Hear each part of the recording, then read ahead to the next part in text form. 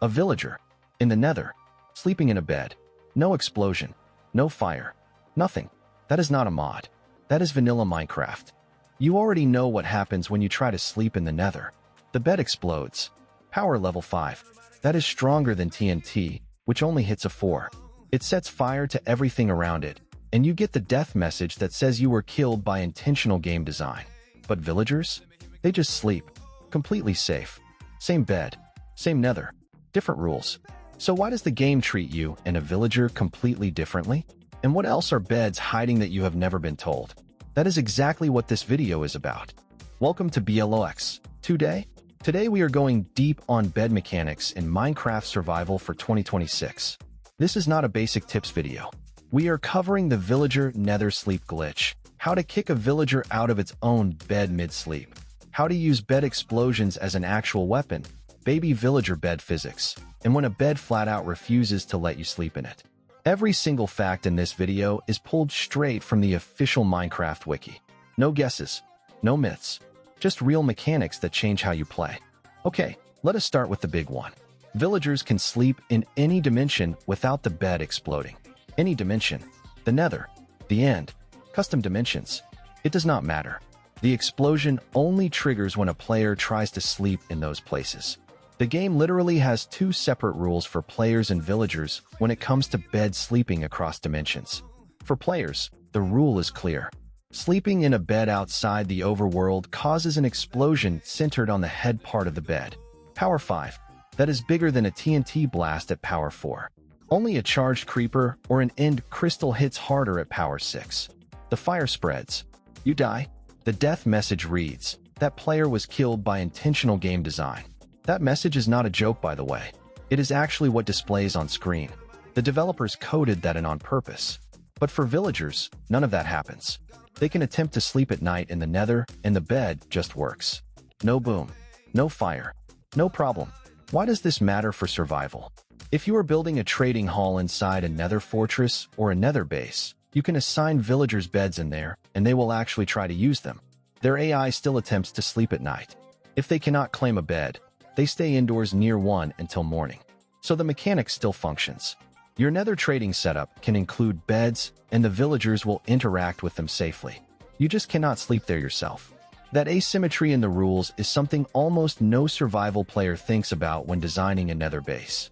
Here is a survival mechanic that sounds rude, but is actually super useful. You can sleep in a bed that a villager is already using. And when you do, the villager gets kicked out of it. Not glitched out. Not bugged. The villager is literally removed from the bed, and you take the spot. This is confirmed mechanic behavior from the wiki. So why does this matter in survival? Think about your villager trading hall. You need beds assigned to villagers to keep them linked to their profession blocks. But sometimes a villager claims a bed you did not want them to have, one that is outside your intended zone or in a weird position.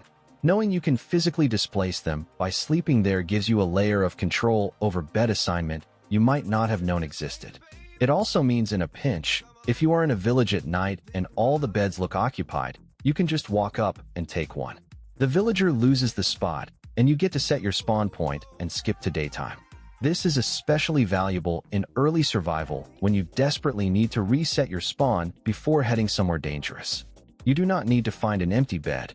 Any bed works, even a villager-occupied one. Just walk up and get in. They move out. You set your spawn. Done. Most players know beds explode in the Nether. Very few players actually use that on purpose. Here is your survival guide to intentional bed detonation. The bed explosion has a power of 5. TNT is power 4.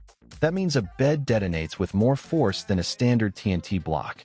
If you are in the Nether and you need to clear a large area of netherrack fast, a bed can do more damage per block than TNT. The explosion centers on the head part of the bed, the end where the pillow is. So placement direction matters. Point the head toward whatever you want destroyed. The explosion also sets surrounding blocks on fire. In the Nether, that fire does not go out easily because netherrack sustains fire indefinitely. That can help or destroy you depending on the situation. So for boss cheese strategies, for clearing Nether terrain, or for creating defensive traps in PvP servers, beds are a demolition tool. They are also cheaper to craft than TNT. TNT requires 5 sand and 4 gunpowder. A bed needs 3 wool and 3 wood planks. Way easier to mass produce in early survival. One warning. The death message says intentional game design. That is the game telling you it killed you on purpose. Respect the mechanic. Know your distance from the explosion center before you set one off. Check the wiki for exact blast radius details if you want precise numbers for your specific build. This one sounds like a fun fact, but there is a real survival angle buried in it. Baby villagers jump on beds. That is a confirmed wiki mechanic. They actively interact with beds in a way adult villagers do not. Now here is the survival layer. Baby villagers exist in your trading hall. They grow into adult villagers. And adult villagers with beds and access to a job site block will trade with you. The bed is a core part of the villager breeding and growth loop. If you want to replace a villager you accidentally locked into bad trades, you need baby villagers to grow up and claim job site blocks before they lock in trades. That process requires beds. If your base has no beds assigned to new villager slots, the babies that spawn from breeding have nowhere to claim and the process breaks down. Baby villagers jumping on beds is also how the game signals active villager AI. If you see babies bouncing, your villager AI is running correctly in that chunk. It is a visual debug tool in a way. No jumps. Something might be wrong with your village detection or your bed placement. Keep beds in visible spots near your villager area and watch for baby activity as a health check on your villager farm setup. You cannot sleep in a waterlogged bed. That is a hard mechanic rule. If a bed has water in the same block space, it is waterlogged, and sleeping in it is blocked. There is one exception, and the wiki flags it directly. If the player or villager has certain status effects, sleeping in a waterlogged bed may become possible. The wiki does not list the exact effects for every case, so check the wiki for the specific status effect details rather than me guessing.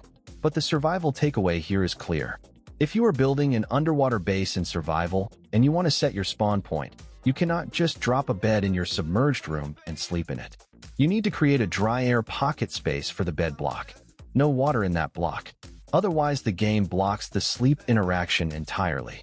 This catches a lot of players off guard when they build underwater survival bases and wonder why the bed will not let them sleep. The fix is simple. Use glass or solid blocks to seal off a small area. Drain the water with a sponge or bucket and place your bed in that dry zone. Sleep works fine. Spawn is set. Then you can flood the rest of the base around it. For any survival player pushing into ocean monument territory or building a deep-sea base, this bed placement rule is essential knowledge before you commit to a build. 5 bed mechanics. All verified. All things the game never explains to you directly. Villagers sleep safely in the Nether. You can kick them out of their own bed. Beds hit harder than TNT. Baby villagers jump on beds as a sign of healthy villager AI. And waterlogged beds block sleep entirely unless you have specific conditions.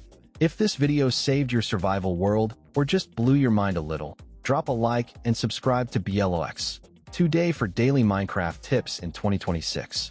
Comment below which of these you did not know. See you in the next one.